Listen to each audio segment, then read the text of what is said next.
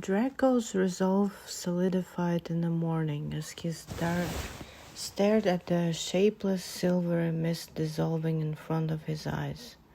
The cloud was almost peaceful, as it always was when Draco first woke up, but Draco didn't feel much better. The constant moisture seems to have seeped through his clothes and skin and into his very bones. Every part of his body ached.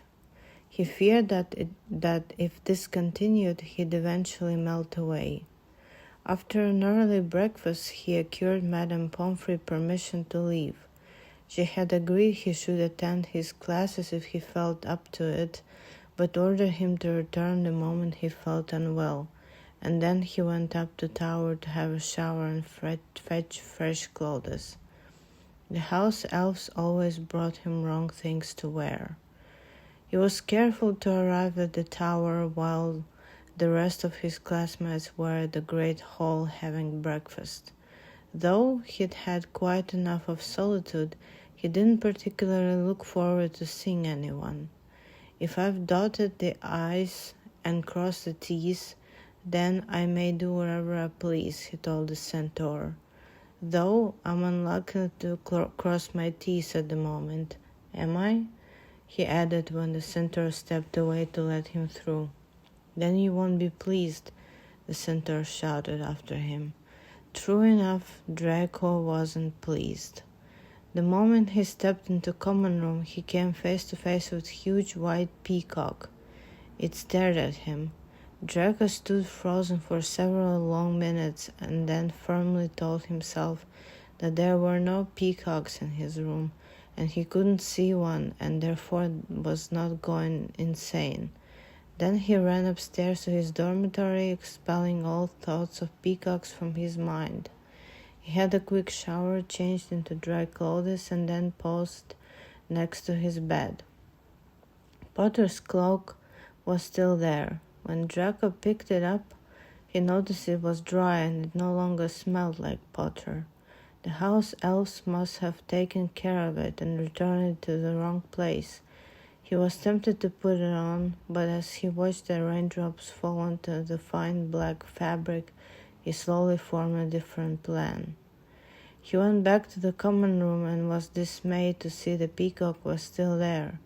It had fanned its magnificent tail and strutted around the room as though he owned the place. Draco couldn't have sworn it had smugly glanced at his reflection in the window as he passed next to it. Hadn't he conjured a peacock on Saturday? Was it the same one? It looked the same. Draco took out the wand and cried, Evanesco. Unharmed, the peacock turned to glare at him. It seemed Draco had hurt his feelings. Oh, fuck this, Draco grumbled and exited the common room. He headed towards the dungeons and waited in a small alcove for Potter to show up. They had double potions right after breakfast and Potter was bound to pass this way. Draco waited impatiently, clutching Potter's cloak in his hand. Potter, Granger, and Weasley were often last to leave the great hall, always lingering after everyone else, and Draco hoped they hadn't decided to change their ways today.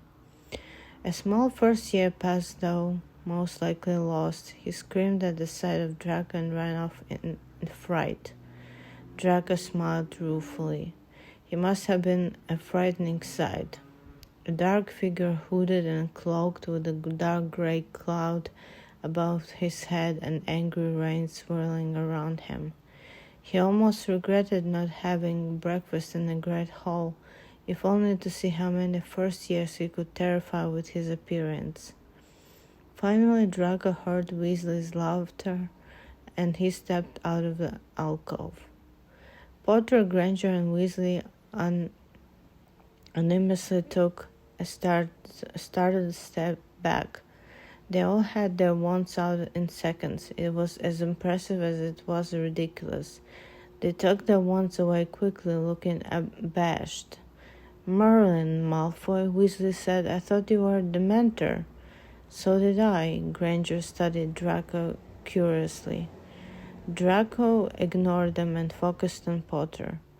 Potter was deathly pale, disheveled, and his hair was messier than ever.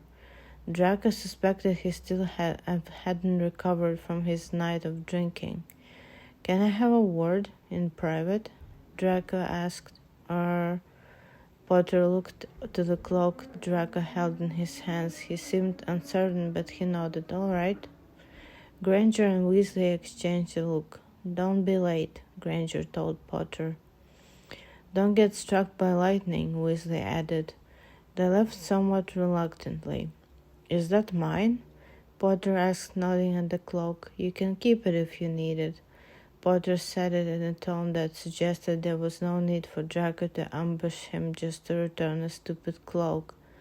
It would have been so easy to snap back at him, tell him he didn't need a cloak, and walk away, but then Draco couldn't ask what he wanted to ask. "I'm sorry about what I said in the courtyard," he said instead. "I never meant to go to the prophet and tell them anything." Surprisingly, Potter groaned. "You don't have to do this, Malfoy. Hermione told me about your conversation yesterday. Look, I made my decision and I don't plan to run to the ministry now, so don't worry, I won't suddenly change my mind because you made some vague threats. I didn't take you seriously in the courtyard anyway. You were upset, I get that." "That's not what I'm apologizing," Draco said, surprised. Trust Potter to think Draco had an ulterior motive for saying he was sorry, but then Draco remembered he did indeed have an ulterior motive. There was no need to tell Potter that, though. I thought you kissed me because someone dared you. You said you were playing that stupid game and I thought it was a joke." "Oh," Potter blinked. "I didn't play the game." "I know. Goyle told me. I was just, drunk." He wasn't. Draco knew that. But he didn't want to press the issue. He wasn't sure he wanted to know why exactly Potter decided to kiss him, and how he had guessed what sort of effect it would have on Draco. He couldn't bear thinking about it. Draco clutched Potter's cloak tightly in his hands. "You know, I'm getting really sick of this." He waved at the cloud. "And the hospital wing is depressing, and I'm sodden all the time, and—" Draco forced himself to stop winging. "If I could have some time without rain, that'd be brilliant." He dared to look at Potter. Potter was nodding, looking sympathetic. Draco cursed inwardly. Did Potter want Draco to draw him a picture? "I thought maybe you could help," he asked. "You can't cure me, obviously, but reprieve is the next best thing." Realization seemed to widen Potter's eyes into saucers. "You want me to kiss you again?" he breathed. Draco bristled. "I want you to help me. It's what you do, isn't it? You seem to repel dark magic or something." "Oh." That was a good explanation for Draco Cloud turning white near Potter. Draco was proud of himself to have thought of it. It should have occurred to him sooner. Potter slowly recovered. His cheeks looked flushed, but his grin was sly when he said, "What's in it for me? I need a reward. That's how things are done." Draco was unwilling to be dragged into this ridiculous discussion again. "Your only reward will be the fulfillment that comes with the knowledge you've helped a fellow classmate attend his lessons. I'm sure that's enough to satisfy you." Potter grinned. "I sound rather nice." "You are," Draco bit his lip. For fuck's sake, this was Potter, the self-righteous prick who had always been able to make Draco feel like nothing with a single glance. "We should hurry if we don't want to be late." Draco hated himself for sounding so eager. "Oh, all right." Potter closed the distance between them with two long strides, and in the next second his lips pressed against Draco's. It happened too soon and ended too fast. Warm pressure, lips sliding against lips, and Potter was already moving away. It worked, Potter said, staring above Draco's head. Wait, it didn't. Draco looked up. The cloud has brightened and flown towards the ceiling, but it was rapidly darkening. How long did it last before? Potter asked. Seconds, Draco shrugged. I'm not sure, an hour maybe? But it was a longer kiss, he almost added. He stopped himself on time. It would have sounded like begging. Potter's expression filled with determination. Draco stopped breathing and waited. Potter pulled off Draco's hood, leaned closer, and kissed him again. And this time Draco kissed him back. Potter froze for a moment, but then his hand cupped the back of Draco's head and he deepened the kiss. When Potter pulled away, they were both breathless.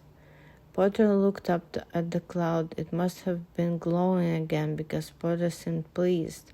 Then he stepped away and cleared his throat. Right, we should go. Draco's note was reluctant. They headed to the classroom, Draco trailing after Potter. 2 steps later, he realized he was sulking. 2 more steps and a raindrop hit his cheeks. Shut up, he told himself. But it was too late. Potter was already turning around. He stared at the cloud, looking as though someone just told him he had failed his defense against the dark arts exam. Oh, for heaven's sake, Potter said. And then he was right there in front of Draco, and Draco's back hit some stone wall. Then Potter kissed him, and Draco realized Potter hadn't really kissed him before. Not like this. This was different. One of Potter's hands clutched Draco's hip, the other held Draco's head firmly in place. The weight of Potter's body kept him trapped against the wall and undoubtedly helped him remain upright when Potter's tongue pushed past Draco's lips and wrapped sinuously around Draco's.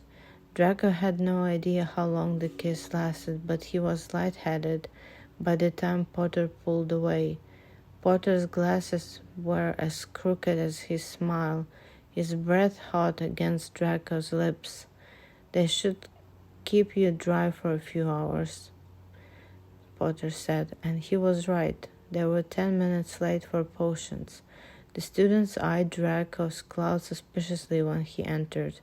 Draco hadn't looked up at it, but he suspected it must have been as white as snow and hovering near the high ceiling. Weasley and Granger whispered furiously to each other a couple benches away from the back of the room where Draco had found Gwyn sit down. "Where's your cloak, mate?" Draco heard Weasley ask. Potter said, but he was spared of further interrogation by Slughorn, who yelled, "Settle down, now." Draco had no idea where Potter's cloak was. He must have dropped it at some point. He grinned and fetched his potion supplies from the storage room. He brewed a perfect Dr. Ubley's Oblivion unction that day, and not one drop of rain showed up to ruin his potion. To be continued.